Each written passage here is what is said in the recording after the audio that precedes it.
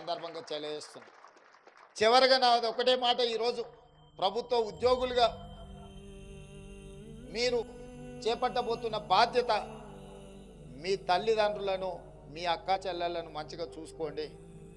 మీరందరు గ్రామీణ ప్రాంతాలలో నుంచి, ఉమ్మడి కుటుంబంలో నుంచి వచ్చిన వాళ్ళే అని నేను నమ్ముతున్నాను.